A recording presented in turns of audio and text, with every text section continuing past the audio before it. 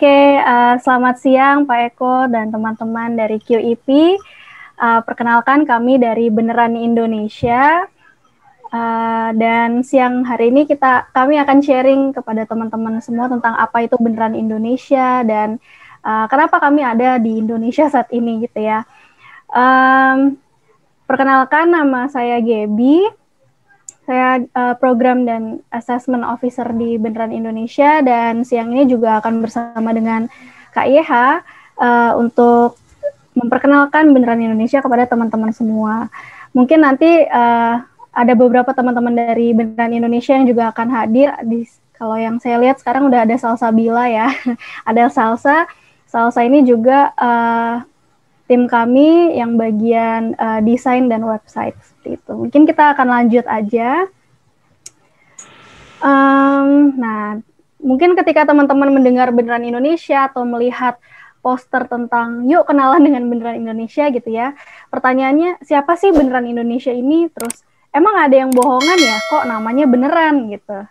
Dan kira-kira kita ngapain aja? Jadi supaya nggak terlalu lama dan teman-teman semakin bingung, kita lanjut aja langsung kenalan ya. Nah, Oke, ya, terima kasih Gaby, terima kasih juga Pak Eko dan teman-teman semua yang ada di sini. Ya, aku mau kenalin sedikit Indonesia karena ya seperti yang sering kita dengar, tak kenal maka kata sayang. Indonesia sebenarnya itu kayak tadi dibilang sering ada yang nanya pas dengar beneran Indonesia beneran terus bendera atau kok beneran emang ada yang bohongan atau apa. Nah sebenarnya beneran Indonesia sendiri adalah singkatan dari Bela Negara Nasional Indonesia gitu. Nah apa sih beneran Indonesia tuh kami apa yang kami kerjakan sebenarnya kami menyediakan platform pendidikan karakter dan keluarga negaraan gitu dengan bentuknya service learning dan game based learning. Brand Indonesia sendiri sebenarnya udah hadir itu awalnya bentuknya komunitas, lalu kami jadi berbentuk yayasan sejak tahun 2018. Tapi kalau komunitasnya sendiri itu sudah dimulai dari 1 tahun sebelumnya gitu. Dan dimulai diprakarsai oleh sepasang suami istri, dia namanya Kak Afia sama Mas Oka. Biasanya kami memanggil mereka seperti itu. Keduanya dulu awalnya berkuliah di uh, US, lalu di akhir perkuliahan mereka sambil mempersiapkan kembali ke Indonesia, mereka melihat suatu perbedaan yang tidak mereka temukan di Indonesia dan semangat itu yang pengen dibawa ke Indonesia. Kok bisa ya anak-anak muda di sana semangat untuk bisa berkontribusi, untuk memulai sesuatu yang baru, gitu. Sekalipun sedikit orangnya atau tidak punya kekuatan yang cukup besar, gitu. Tapi ada keinginan yang itu. Apakah mereka dimulai dari ada kelas PPKN di sekolahnya yang sangat bagus, atau mungkin ada penataran P4 dan lain-lain. Ternyata yang mereka temukan kalau dari pengalaman mereka, mereka bukan itu, tapi bukan karena kelas itu juga, tapi civic literacy ataupun civic education itu dimulai di dalam keluarga masing-masing gitu. Dan itu harapannya yang bisa uh, dimiliki sama generasi muda. Mereka ditanamkan nilai-nilai karakter yang mungkin sudah juga diajarkan di sekolahnya, tapi bisa dibantu, didukung dengan kegiatan yang bisa mereka kerjakan secara langsung gitu, dan punya bentuk-bentuk yang relevan dengan mereka gitu. Lalu Brand Indonesia sendiri kami berdomisilinya di Jakarta untuk kantornya, tapi untuk kegiatannya kami sudah pernah melakukan kegiatan-kegiatan kami di Jakarta, di Bandung, di Surabaya, dan di Semarang gitu. Mungkin segitu kira-kira perkenalan dari Indonesia. Nah, kita masuk kenapa sih ada Indonesia itu?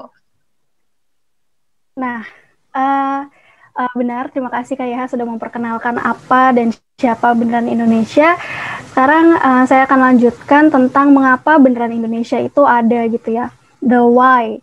Nah, di Beneran Indonesia kami punya sebuah persamaan yang menarik. Ini kalau teman-teman ingat dulu mata pelajaran matematika, seperti aljabar ya.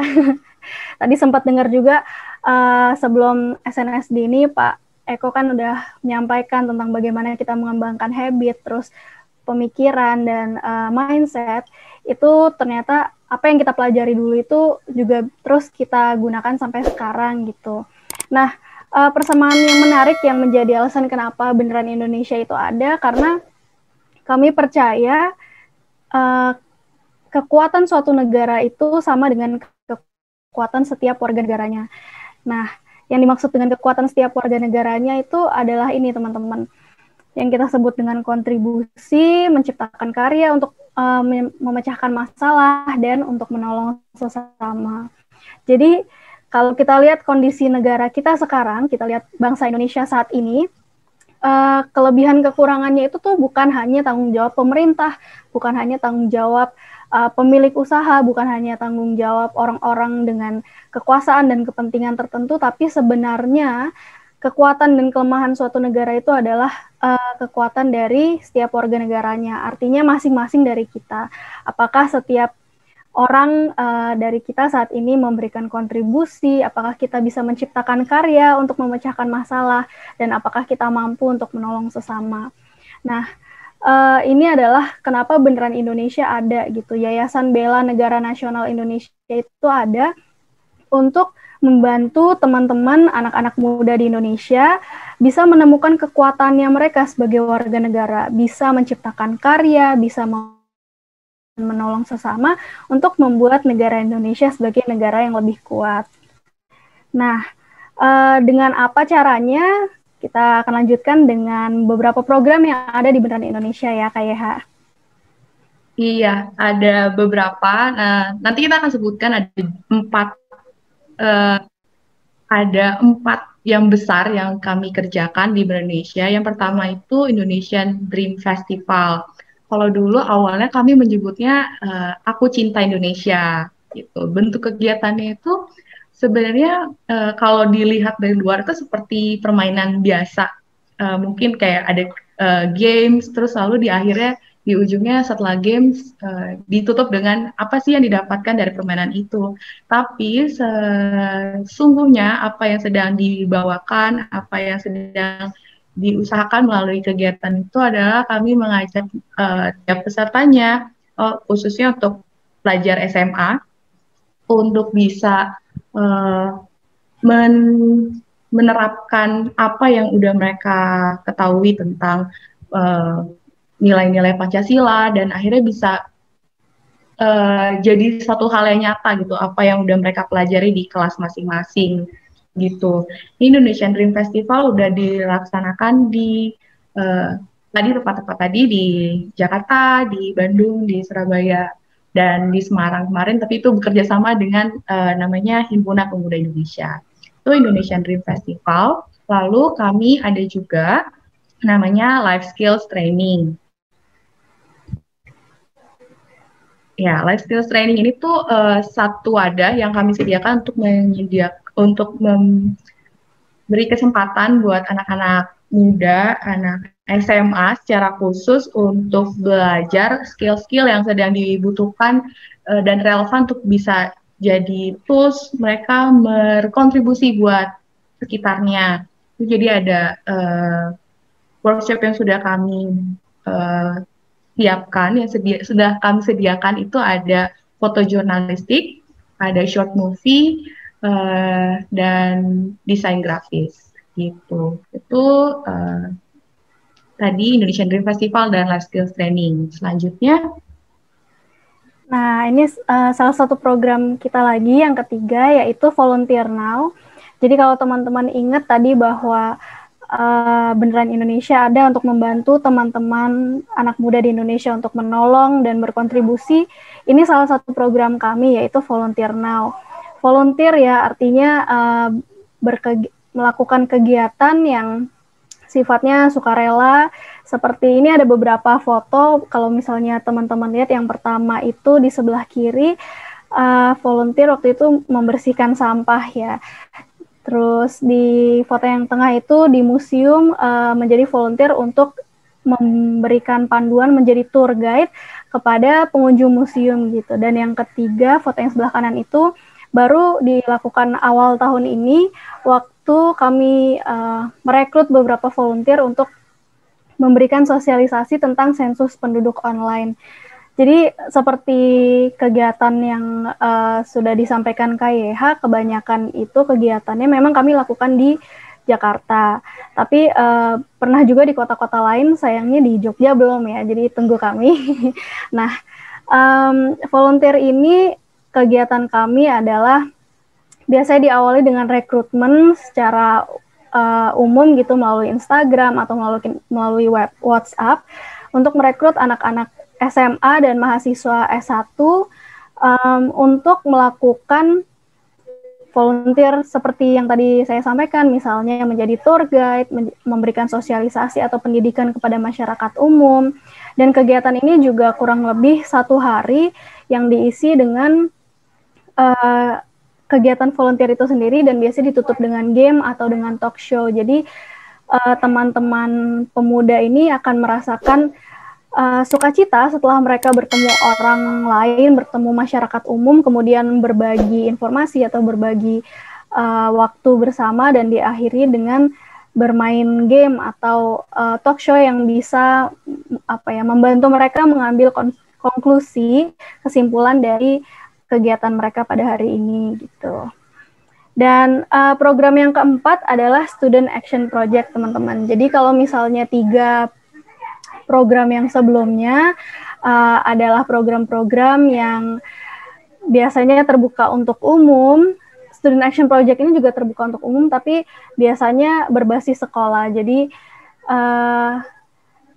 melibatkan sejumlah siswa dari sekolah atau kampus yang sama untuk melakukan yang namanya service learning. Jadi service learning itu salah satu metode pembelajaran beneran Indonesia di mana kami mengintegrasikan pelajaran akademik di sekolah maupun di kampus dengan kegiatan atau dengan pengabdian masyarakat atau aksi yang bisa mereka lakukan untuk masyarakat umum gitu. Tapi sayangnya dengan adanya pandemi ini, sebenarnya bukan sayangnya juga ya, tergantung dengan bagaimana kita melihat, bagaimana mindset kita memandang suatu masalah gitu ya. Kami bersyukur sebenarnya dengan pandemi ini, kami Beneran Indonesia ditantang untuk mengubah keempat program kami, bukan mengubah sih, mengadaptasikan keempat program kami dari Indonesian Dream Festival, Life Skill Training, Volunteering, dan Student Action Project ini ke dalam program online yang bernama Creating for Impact.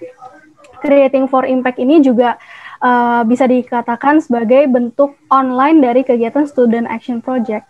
Karena seperti ini teman-teman yang kami lakukan, kami mengadakan program pelatihan pengembangan diri secara online selama 6-7 minggu. Jadi saat ini sudah berlangsung batch yang kedua. Kami memberikan pelatihan-pelatihan life skill, pelatihan training tentang bagaimana menciptakan karya berupa video desain yang bertujuan untuk mengadvokasi isu sosial. Jadi di sebelah kanan bisa ada beberapa dihasilkan oleh teman-teman CFI dari batch yang pertama. Jadi 2 atau 3 bulan lalu ya, sekitar bulan Juli sampai Agustus kami mengadakan batch pertama. Yang dilakukan adalah mereka menghasilkan karya berupa video singkat atau desain singkat dengan pengelolaan sampah, intoleransi, penyebaran hoax, bullying, dan transportasi publik, seperti itu teman-teman. Nah, kenapa Creating for Impact ini adalah program yang penting dan program yang sangat esensial untuk anak-anak muda, karena kami memberikan kesempatan teman-teman SMA dan mahasiswa untuk mempelajari mengembangkan 6 kompetensi inti dari skill atau keterampilan abad ke-21. Saya yakin teman-teman pasti sering mendengar ya.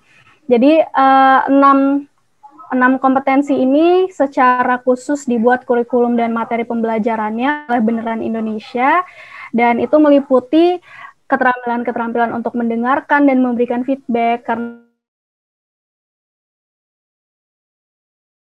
pada orang lain ya. Pertama kita harus belajar mendengarkan terlebih dahulu. Kemudian presenting skills atau skill untuk presentasi, karena kami yakin dalam dunia kuliah, dunia kerja, kemampuan presentasi itu sangat penting untuk dimiliki anak-anak muda gitu. Kemudian research skills, karena untuk bisa memberikan argumen, untuk bisa mempresentasikan sesuatu, perlu mengetahui metode dan teknik riset yang tepat. Dan kadang di sini juga kami memberikan mindset bahwa riset itu bukan hanya suatu hal yang boring, suatu hal yang membebankan, tapi sesuatu yang bisa dilakukan dengan menyenangkan gitu. Kemudian yang pasti kami juga mengajarkan kompetensi social advocacy dan design thinking. Sehingga ketika teman-teman melihat ada masalah, ada isu-isu sosial di sekitar kita, kita langsung bisa berpikir apa yang bisa saya lakukan untuk bisa menyelesaikan masalah-masalah tersebut. Tapi selain kompetensi, Beneran Indonesia juga adalah platform pendidikan karakter, teman-teman. Jadi melalui Creating for Impact, kami mengajarkan 4 karakter yang disebut dengan 4R, atau kata lainnya juga adalah habits of mind. Jadi kalau tadi teman-teman sudah belajar tentang 7 habits of mind, kebiasaan pemikiran apa yang harus dikembangkan, melalui Creating for Impact, kami menekankan atau kami berfokus pada 4R ini. Jadi habit untuk reasonable, bagaimana ketika kita berbicara dan mengungkapkan atau melakukan sesuatu, kita punya reason, punya dasar alasan yang jelas, yang bisa dipertanggungjawabkan. Kemudian, area yang kedua adalah resilient, gimana kita bisa bangkit dari suatu masalah atau bangkit dari tekanan. Kalau misalnya kita, tadi contohnya Pak Eko yang saya dengar ya, kalau lagi kuliah, terus kita putus pacar gitu ya, pacarannya putus, apakah kita bisa bangkit lagi, apakah kita bisa kembali berkarya lagi, apakah kita bisa terus berprestasi di kuliah kita, itu adalah kemampuan resilient yang harus dikembangkan dan yang pastinya bisa dilatih. Kemudian area yang ketiga adalah respect.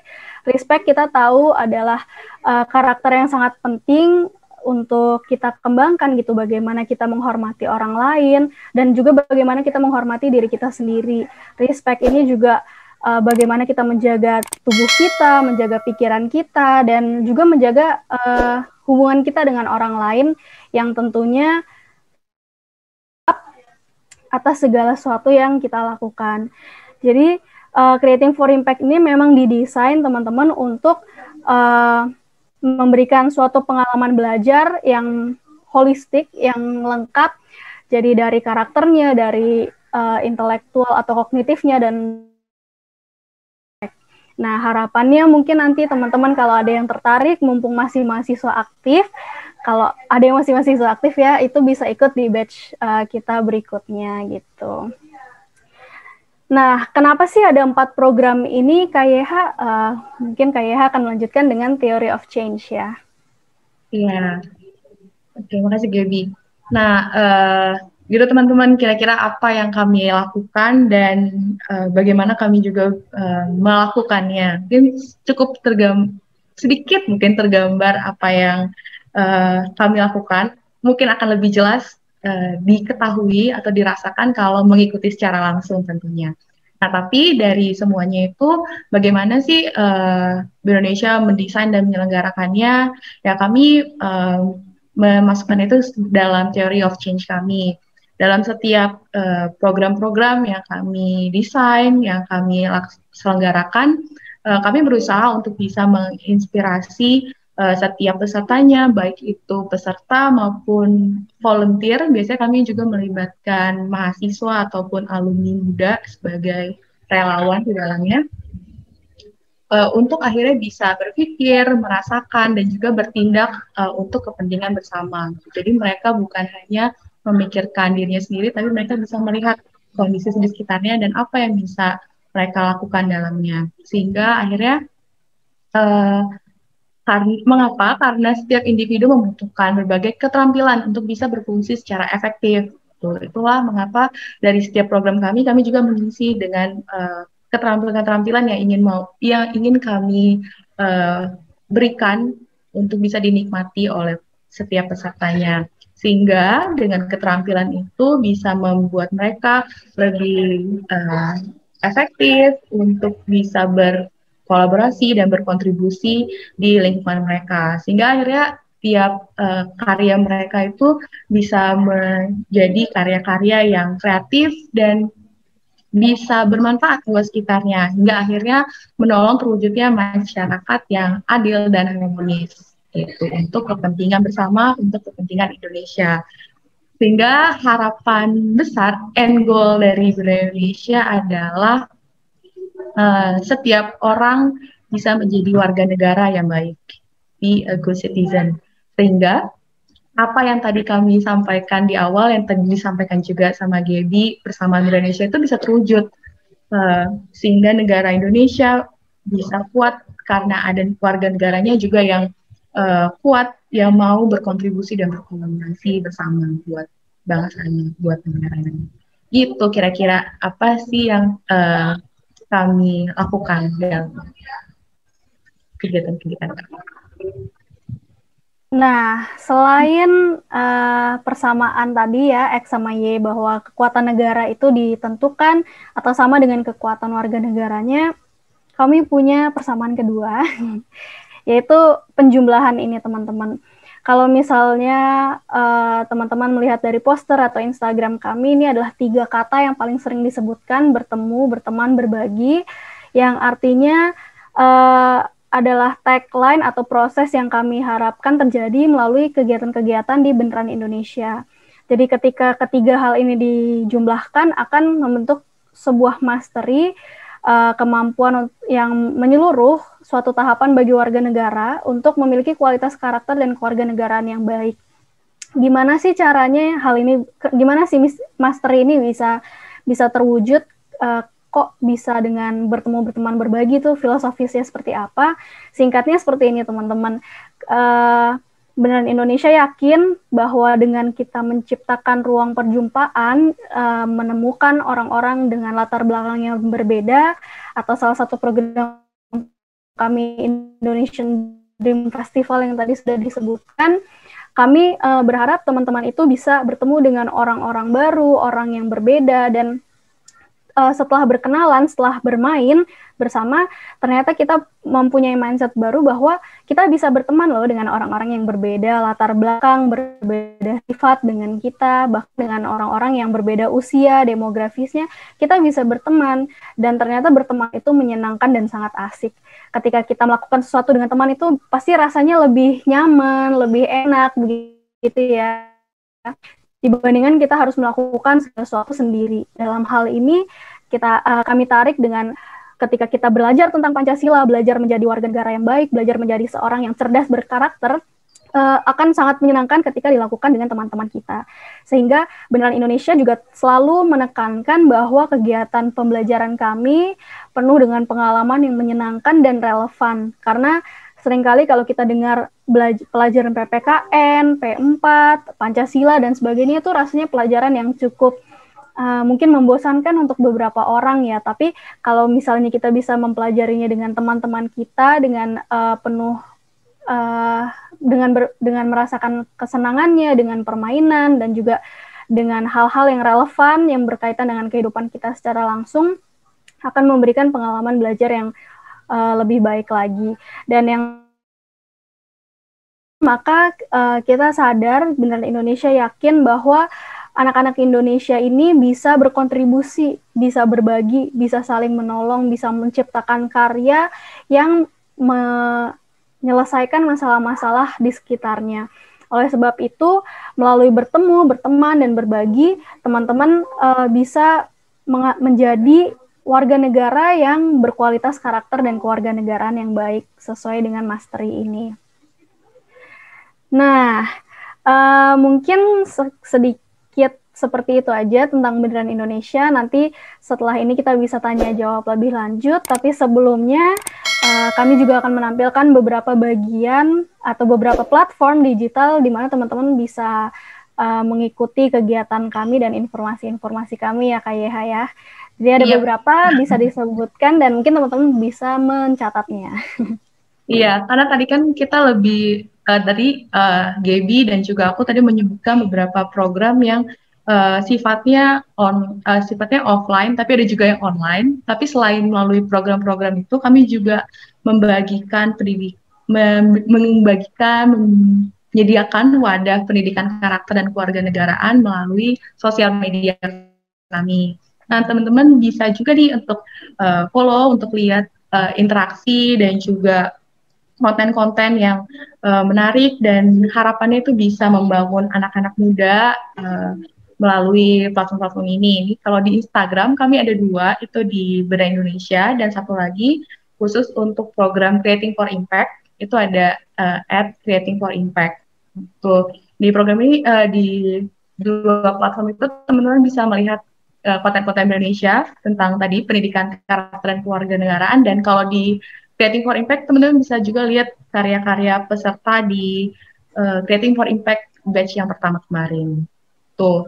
Lalu selain Instagram, kami juga memberikan warna di YouTube melalui platform kami, channelnya di Bendera Indonesia.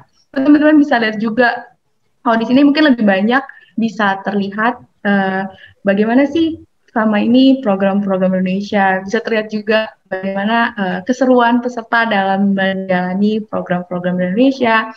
Dan ya, ada juga beberapa konten-konten lainnya juga selain program.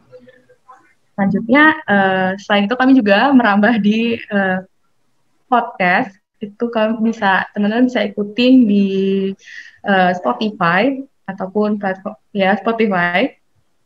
Ini ada beberapa konten dan kami bekerja sama beberapa anak muda juga yang bisa membagikan pengalamannya, membagikan ilmu yang harapannya itu bisa bermanfaat dan juga bisa membangun anak muda buat kita juga semua, dan gak cuma anak muda, semua yang mau mendengarkan gitu. Selain itu, kami ada satu platform lagi namanya Support Beni. Ini platform kami untuk menunjukkan ini salah satu cara kami juga untuk, tadi Pak Eko juga di awal bilang tentang bagaimana juga bisa untuk mensupport KIPI. Ini juga salah satu cara untuk kami mensupport Indonesia. Salah satunya dengan merchandise. Ini teman-teman bisa lihat, dan juga kalau tertarik bisa banget juga untuk beli merchandise kami, dan harapannya sebenarnya bukan cuma sekedar barangnya, tapi harapannya value yang juga disampaikan lewat setiap barang-barang ini, setiap merchandise ini juga bisa dinikmati oleh teman-teman ataupun orang lain yang melihat merchandise tersebut. Gitu. Oke, ngomong-ngomong Beni itu singkatan dari Beneran Indonesia teman-teman. Jadi itu panggilan akrab kami untuk si Beneran Indonesia. Nah ini sedikit penutup dari kami. Kami ingin menyampaikan bahwa fungsi dari pendidikan itu adalah untuk mengajarkan bagaimana seseorang bisa berpikir secara intensif dan secara kritis, bahwa intelijen atau kecerdasan ditambah dengan karakter adalah tujuan utama dari pendidikan yang sebenarnya. Kenapa kami Beneran Indonesia hadir dan siang ini secara khusus sharing kepada teman-teman di QIP? Karena kami yakin teman-teman dengan latar belakang psikologinya, dengan pengalaman yang dipelajari dan kembangkan melalui magang dengan QIP ini juga punya tujuan yang lebih besar, yaitu untuk berdampak kepada komunitas dan lingkungan di sekitar teman-teman.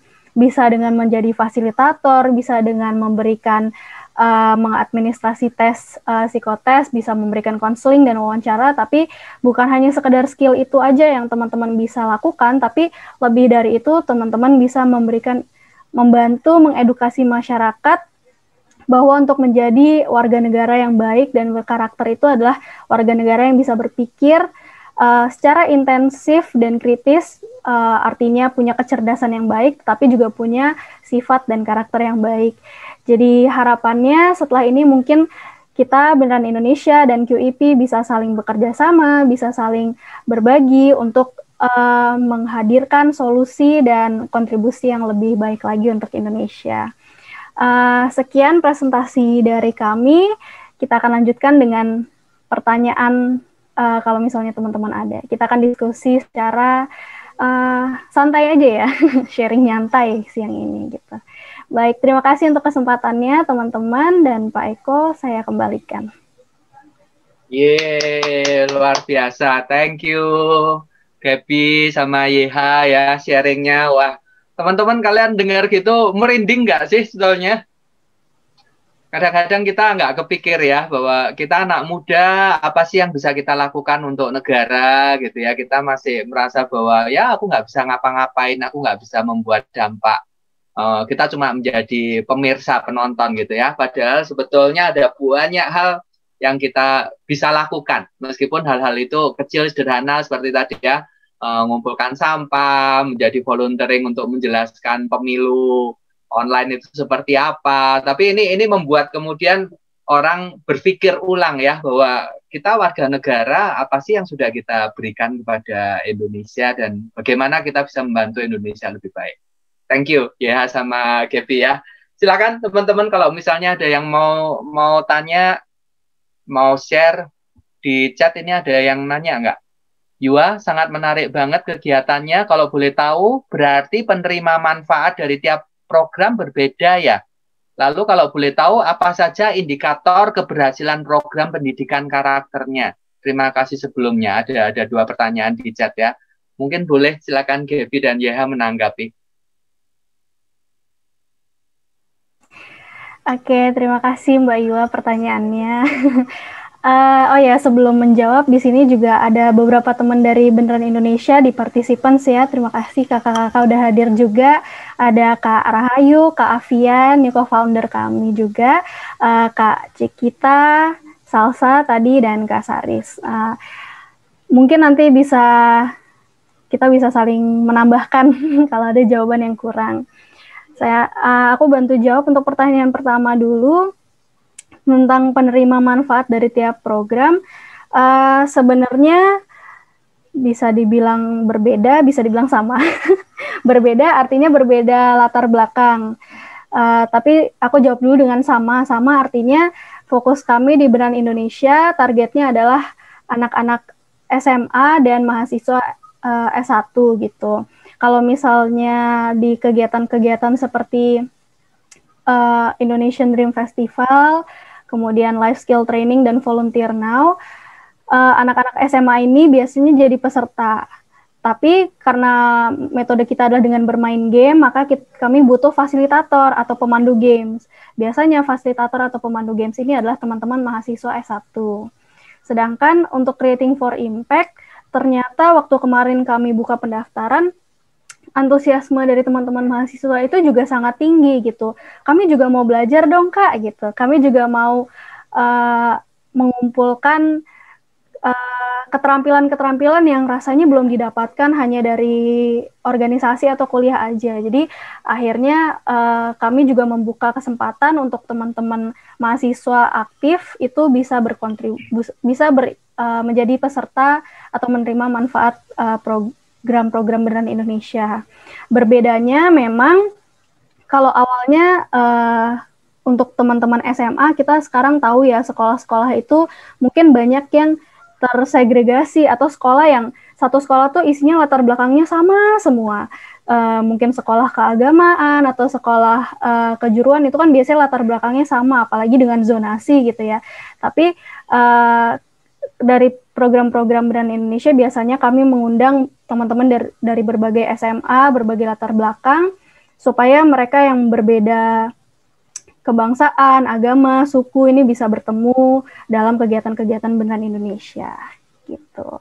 Nah, kalau untuk pertanyaan indikator keberhasilan program pendidikan karakter, ini juga salah satu yang sedang kami kembangkan dan masih terus dalam proses riset gitu Kak. Karena dari kalau kami mau coba cari benchmark gitu, mungkin dari Kementerian Pendidikan juga masih bergulat dengan indikator keberhasilan dari program pendidikan karakter.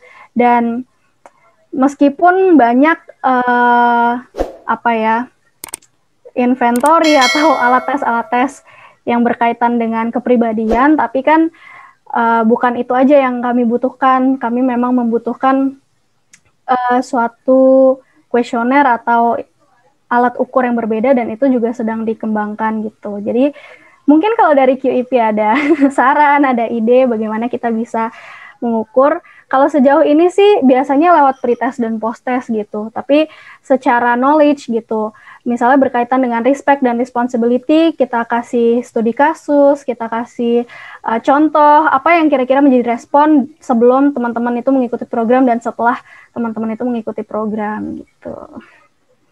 Ya, mungkin itu jawaban dari aku.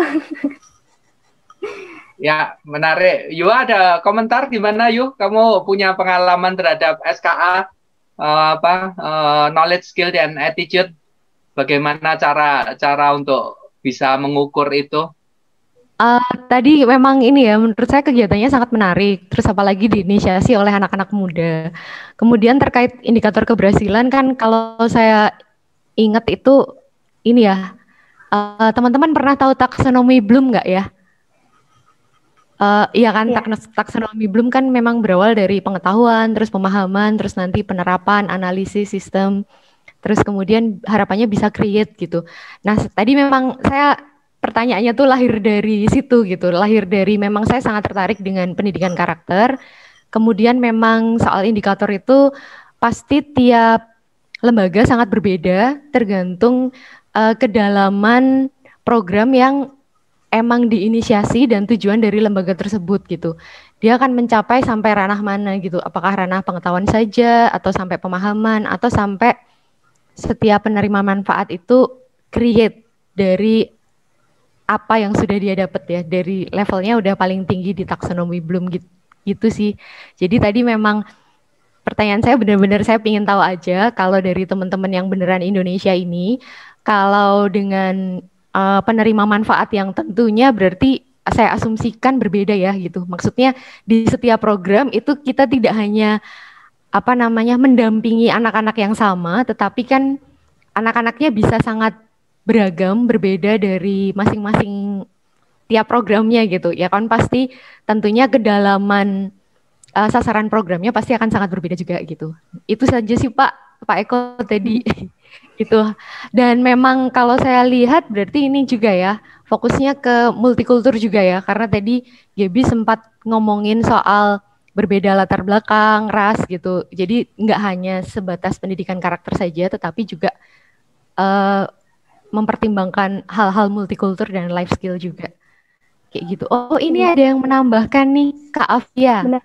Silakan Kak. Halo, selamat siang semuanya. Mohon maaf saya nggak bisa tunjukkan video karena sedang di jalan ya. Ya, sebelumnya selamat siang Kak Afia. Sebelumnya salam kenal Pak Eko, terima kasih sekali untuk kesempatannya. Saya Afia, co-founder dari Beneran Indonesia. Bangga sekali boleh diberikan kesempatan ya berbagi di QEP, dan saya bangga sekali dengan YH dan Gaby yang dapat menerangkan dengan baik. Kalau boleh saya tambahkan sedikit saja terkait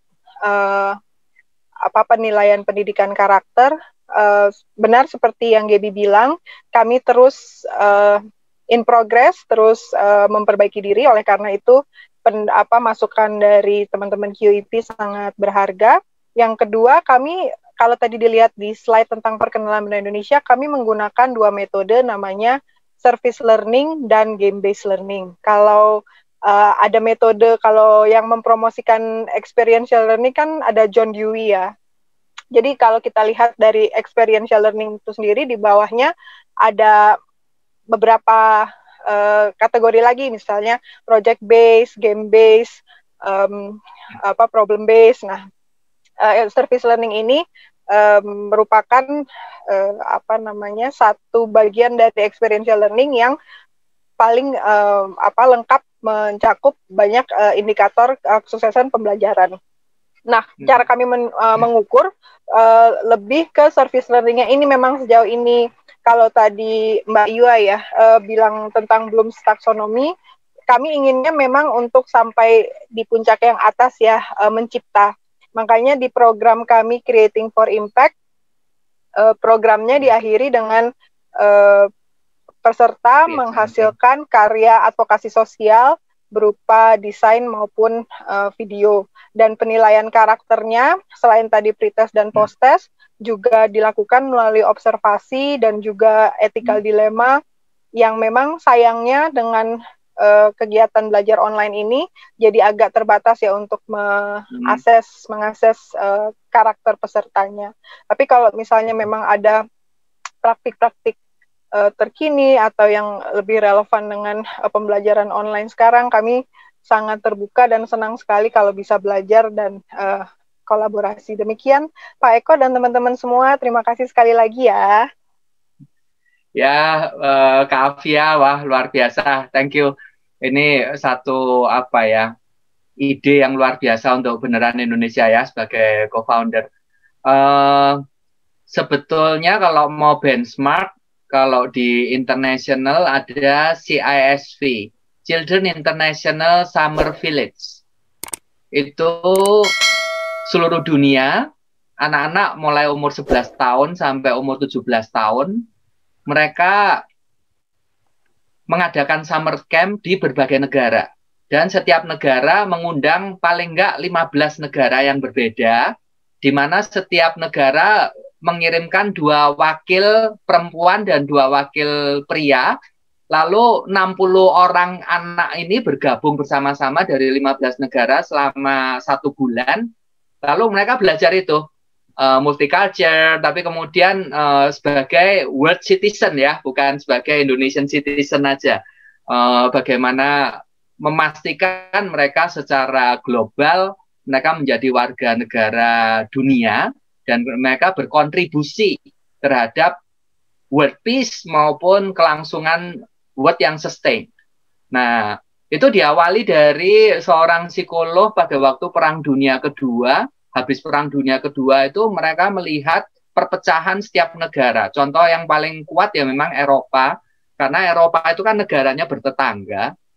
Tapi gara-gara Perang Dunia Kedua kemudian mereka antar tetangga ini jadi musuh dan mereka nggak bisa saling bersatu gitu. Nah, dari situ kemudian muncul ide itu untuk mengadakan camp anak-anak supaya mereka menjadi warga negara kelas dunia, yang mereka tidak lagi bermusuhan gara-gara faktor ras, faktor budaya, dan dikotak-kotakkan oleh negara. Nah, CISV ini udah mulai tahun 40-an, jadi udah 60-an tahun, dan mereka mengembangkan selama 1 bulan anak-anak itu ngumpul, apa aja sih kriteria-kriteria yang harus dilakukan dari knowledge, dari skill, dan dari attitude. Tapi karena mereka camp selama 1 bulan, jadi kelihatan banget ya, setiap sore itu para mentor akan berkumpul lalu membahas satu persatu dari anggota camp itu. Apakah sudah menunjukkan perilaku seperti ini? Kalau belum menunjukkan, bagaimana how to create? Besok gamenya, experiential learning-nya, atau kegiatannya yang bisa membuat anak itu menunjukkan skill itu. Sebagai contoh misalnya, apakah dia mau menyapa anak dari negara lain? Apakah dia mau duduk bareng makan dengan anak dari negara lain? Apakah dia mau mencoba makanan-makanan yang dia belum pernah lihat?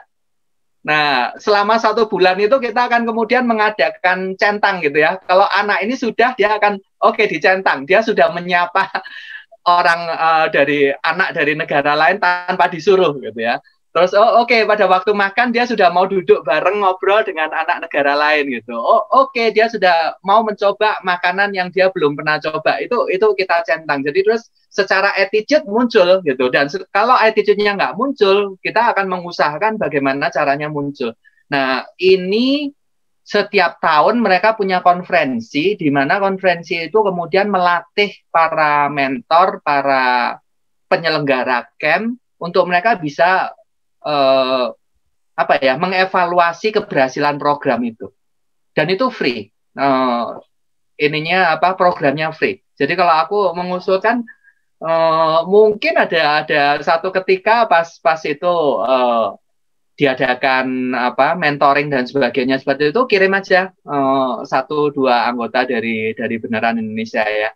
Biasanya kalau di Asia Pasifik kita giliran, kadang di Thailand, kadang pernah di Cina, kadang di Jepang, kadang di Australia, dan itu selama 1 minggu semua mentor sama semua penyelenggara camp akan hadir bersama-sama di situ untuk kemudian itu belajar untuk evaluasi keberhasilan program dan bagaimana kita sharing antara negara satu dan negara yang lain, gamenya yang dipakai apa, terus success story-nya bagaimana, sehingga kemudian kita juga ada risk management ya, resiko-resiko yang terjadi. Jadi kita betul-betul sharing banyak, dan itu keanggotaannya free untuk banyak orang.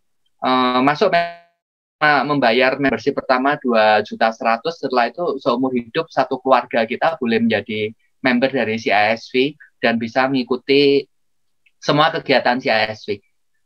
Saya pikir itu bagus. Mungkin kapan-kapan ini ya, Beneran pernah ngundang CISV, saya jadi ini ya, tempat untuk sharing dan kita bisa saling berbagi ya, masing-masing kegiatannya apa. Kalau Yua boleh cerita, kamu sudah pernah buat 2 modul, bener ya? Ada 2 modul ya itu ya kalau nggak salah. Iya, saya tim itu ya Pak. Tim, oke. Modulnya ada di mana ya sekarang Yua? Aku udah lupa malahan itu. Ada 2 modul ya, betul ya? Masing-masing modul berapa? 30 lesson atau gimana gitu? Iya, itu memang 2 modul, kemudian kita mengembangkan dari 6 karakter dasar ya, gitu. Jadi ada percaya diri, kemudian kerjasama, kayak gitu. Karena memang sasarannya anak SD, berarti memang aktivitasnya kebanyakan memang untuk anak SD. Kemudian memang kegiatannya sangat sederhana, simple, bisa dilakukan di mana saja, kayak gitu sih. Kurang lebih kalau dari 6 karakter itu ada sekitar mungkin 40-an pembelajaran deh. Iya, benar. Itu termasuk evaluasinya juga. Betul, ada poin refleksinya. Jadi kita biasanya ada dalam setiap pertemuannya itu kalau desainnya itu setiap pertemuan kurang lebih 1-1,5 jam. Kemudian memang ada pembukaannya, kemudian ada activity-nya, kemudian memang yang paling ditekankan adalah refleksi. Tadi juga saya juga dengar kalau dari Beneran Indonesia juga ada ya poin refleksinya yang memang sebenarnya itu kan yang menggali poin-poin pembelajaran dari anak-anaknya sendiri gitu. Jadi memang fokusnya ke refleksinya gitu sih Pak. Ya, kalau ini untuk anak SD, untuk anak SMA dan perguruan tinggi pasti refleksinya juga bisa lebih dalam ya, karena anak SD kan lebih terbatas. Lalu yang memberikan program itu juga sama, volunteer dari mahasiswa ya, Yua, benar ya? Iya, betul Pak. Dari mahasiswa yang memang sasarannya kalau mahasiswanya adalah anak-anak beasiswa dari Iya, betul. Ada berapa orang anak yang disasar waktu itu? Sekitar 1.500-an anak ada? Iya, betul. Jadi memang kalau dari yayasan yang sebelum saya gabung dengan QEP itu memang ada ini sih, kurang lebih ada sekitar 1.500 sampai 2.000-an penerima manfaat. Kemudian selain didampingi di bagian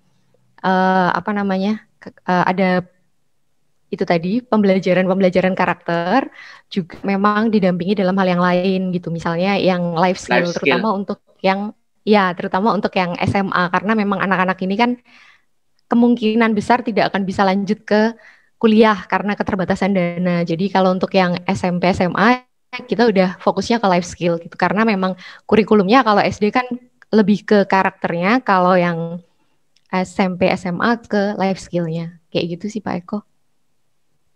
Ya, bisa bongkar-bongkar ini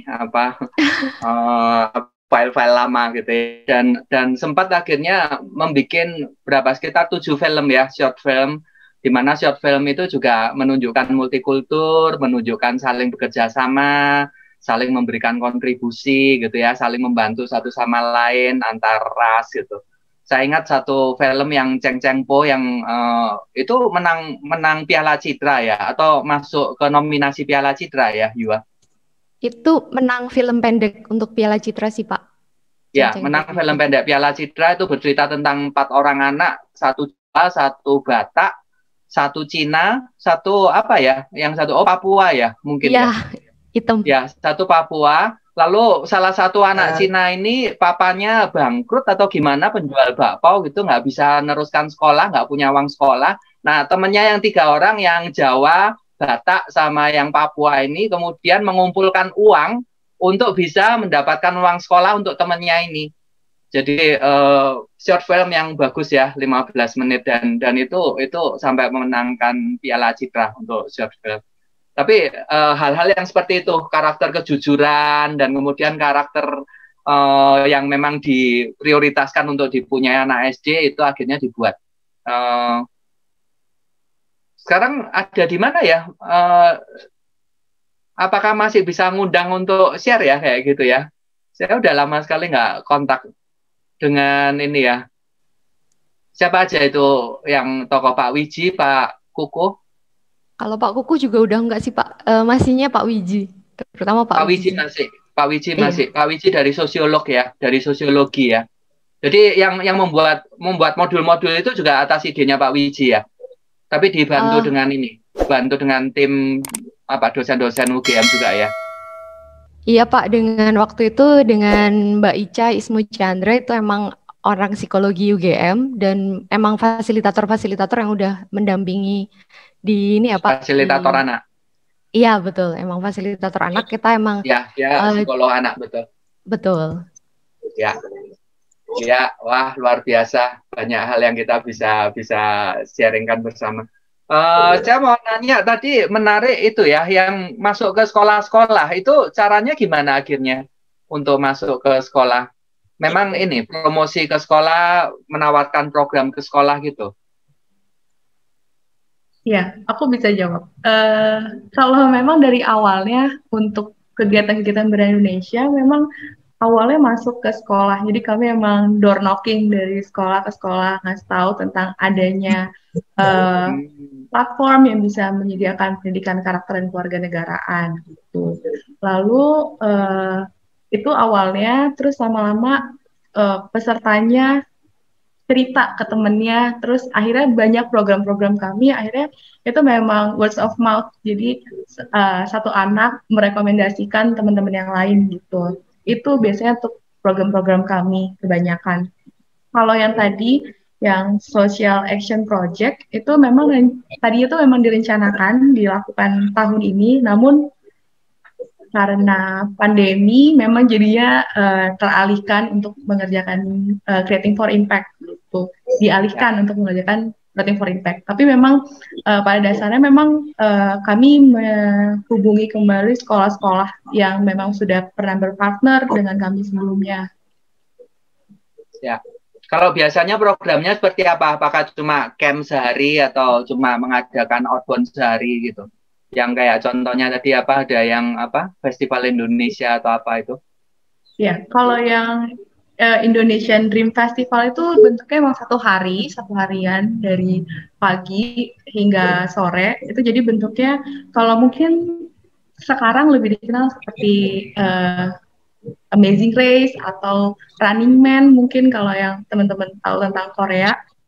Itu biasanya bentuknya jadi ada pos ke pos, terus di tiap itu ada tantangannya sendiri dan ada nilai yang mau diajarkan di tiap posnya gitu. Di situ juga ada poin refleksi per pos, sama nanti di akhir ada refleksi secara komunal mengakhiri setiap sesi. Oke. Diumumkan di Instagram, orang daftar secara umum. Iya, Pak. Biasanya kami memang mengumumkan di Instagram dan juga bisa sebar-sebar di WhatsApp gitu ke jejaring kami. Ya, dan itu akhirnya bisa diselenggarakan di beberapa kota ya.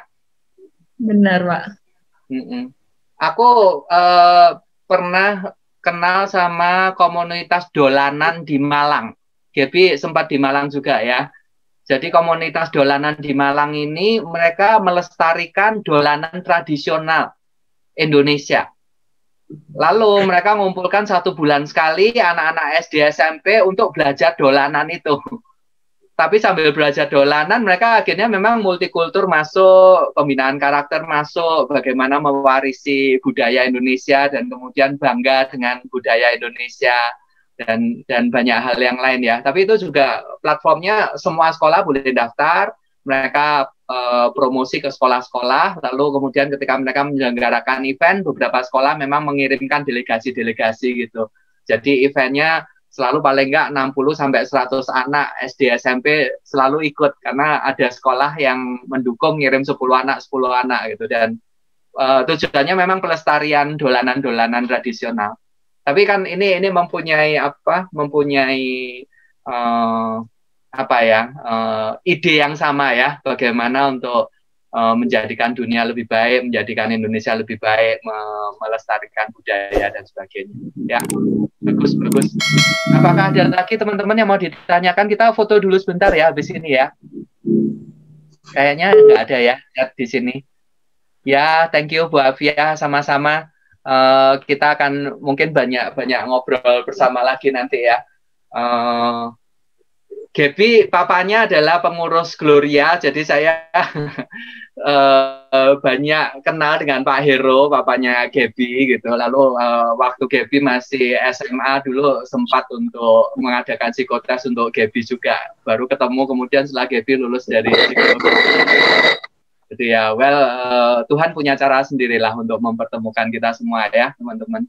Jadi sebetulnya kalau ngomongkan bahwa modul-modul multikultur yang dibentuk oleh Yayasan Sahabat Gloria dulu apakah available dan masih bisa share apa enggak, kita nanti cari Pak Wiji ya.